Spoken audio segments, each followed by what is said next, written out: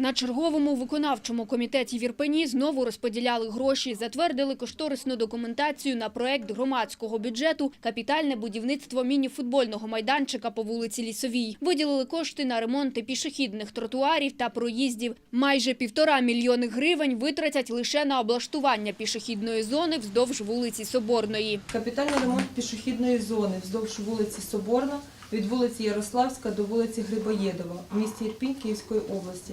Експертний звіт на загальну суму 1 483 гривні. Ухвалили рішення і про капітальний ремонт роздягалень та душових в Ірпінській школі номер 3. На це заплановано майже 270 тисяч гривень. Нарешті дійшла черга і до проблем спортивного виховання. Зокрема, мова йшла про збільшення його фінансування. Адже тих коштів, що виділяють спортсменам на харчування під час змагань, занадто мало. Проведення змагань в місяць 70 гривень суддя, якщо цілий день він на стадіоні судить.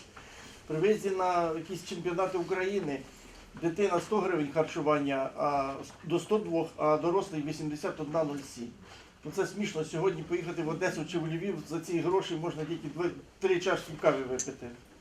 Тобто ми підвели ці норми до тих норм, які діють в області. Ніде ми не збільшили, навіть зменшили в умовах міста. Крім цього, розглянули перелік суспільно корисних робіт для порушників, на яких накладено адміністративне стягнення. Подбали про новорічні свята, ялинками та прикрасами торгуватимуть в парку «Центральний» та на Привокзальній площі. Галина Камінська, Богдан Ляховець, Служба новин, інформаційна агенція «Погляд».